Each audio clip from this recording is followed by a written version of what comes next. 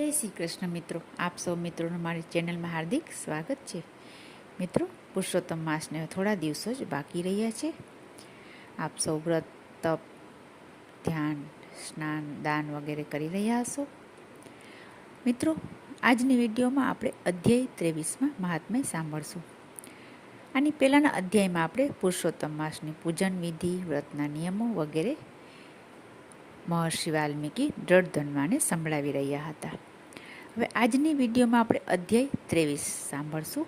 તેનું નામ છે ચિત્રબાહુ, ચંદ્રકળા અને ઉગ્રસેન.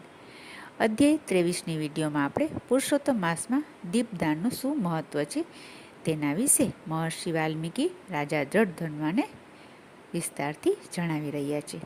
તો ચાલો સાંભળીએ. અને હા, આપે જો હજી સુધી ચેનલને સબસ્ક્રાઈબ ન કરી હોય તો કૃપયા કરી લેશો અને સાથ સહકાર આપશો, જેથી આપણે દરરોજ વાર્તા, મહાત્મ્ય વગેરે સાંભળવા મળતા રહે. ચાલો સાંભળશું વાર્તા. મહર્ષિ વાલ્મીકીને દ્રઢધન્વાએ પૂછ્યું કે હે મહર્ષિ, આ અધિક માસમાં દીપનું દાન કરવાથી મનુષ્યને શું ફળની પ્રાપ્તિ થાય છે? રાજાનો પ્રશ્ન સાંભળી વાલ્મીકીએ પ્રસન્ન થઈને કહ્યું, હે રાજા, દીપદાનના ફળ વિશે તમને એક વાર્તા કહું છું, તે તમે ધ્યાનથી સાંભળો. સૌભાગ્ય નગરીમાં ચિત્રબાહુ નામનો જ્ઞાની અને બળવાન રાજા રાજ્ય કરતો હતો. તેનો રાજ્યકોષ રત્નો અને સુવર્ણથી ભરેલો રહેતો. તે રાજાને ચંદ્રકળા નામે એ રાણી હતી. તેઓ શ્રી કૃષ્ણનું સ્મરણ કરી આનંદમાં દિવસો પસાર કરતા હતા. એક દિવસ ઓચિંતા અગસ્ત્ય મુનિ તેમને ત્યાં પધાર્યા.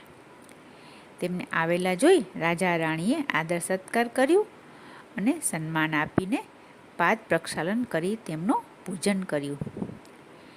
પૂજન કર્યા પછી રાજા બે હાથ જોડીને કહેવા લાગ્યા, હે મુનિરાજ, આપના દર્શનથી અમે પતિ પત્ની ખૂબ પાવન થયા છીએ. આપની ચરણરજથી મારું રાજ્ય ધન્ય બની ગયું છે.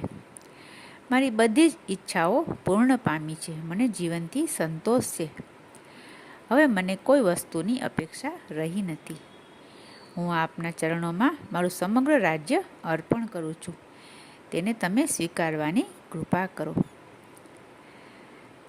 રાજાની વાત સાંભળી અગસ્ત્ય મુનિ બોલ્યા, હે રાજા, તારી ઉદારતાથી હું ખૂબ પ્રસન્ન થયો છું.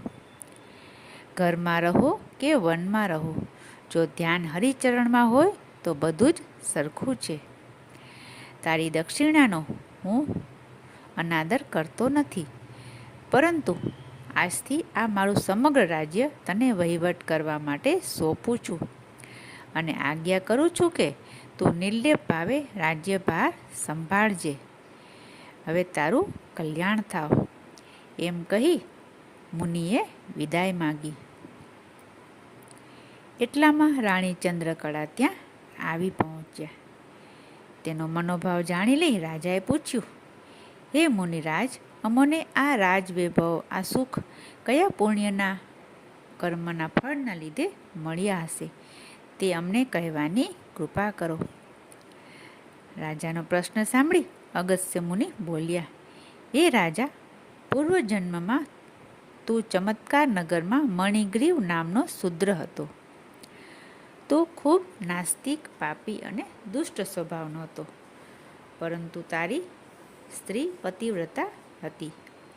તારા સ્વભાવથી ત્રાસીને સગાવાલાઓએ તારો ત્યાગ કર્યો અને રાજાએ તારા ઘર બહાર પડાવી લીધા. હવે તારી પાસે કંઈ રહ્યું નહીં, એટલે તું જંગલની વાટે ચાલી નીકળ્યો. તારી પતિવ્રતા સ્ત્રી પણ તારી સાથે જ વનમાં ચાલી નીકળી. તમે બંને ત્યાં ઝૂંપડી બાંધી રહેવા લાગ્યા અને હિંસા કરી જીવન નિર્વાહ કરતા હતા. હવે બન્યું એવું કે એવામાં એકવાર ઉગ્રસેન મુનિ જંગલમાં રસ્તો ભૂલી ગયા અને અહીં એક ઝાડ નીચે થાકીને લોથપોથ થઈને પડ્યા હતા. તેમના કંઠે પ્રાણ હતા. એવામાં તું ત્યાં આવી ચડ્યો અને મુનિને તારી પર્ણકુટીમાં લઈ ગયો. ત્યાં તે મુનિની સેવા ચાકરી કરી, તેથી મુનિનું જીવન બચી ગયું. મુનિ સ્વસ્થ થયા એટલે તેમણે સ્નાન પૂજા કરી હરિધ્યાન કર્યું. હરિધ્યાન કર્યા પછી તારી સામું જોયું. તેમણે પૂછ્યું, મણિગ્રીવ, તે મારી સેવા કરી મારું જીવન બચાવ્યું છે, મને મૃત્યુના મુખમાંથી બચાવ્યો છે, તેથી હું તારા પર ખૂબ પ્રસન્ન થયો છું. તારે જે જોઈએ તે મારી પાસે માગી લે.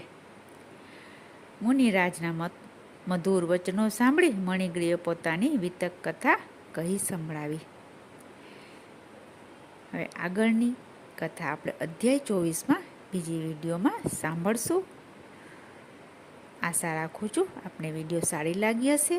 વિડીયોને લાઈક કરશો, શેર કરશો અને કોમેન્ટમાં જય પુરુષોત્તમ ભગવાન લખશો. ફરી મળીશું બીજી વિડીયોમાં. ત્યાં સુધી જય શ્રી કૃષ્ણ, જય પુરુષોત્તમ ભગવાન.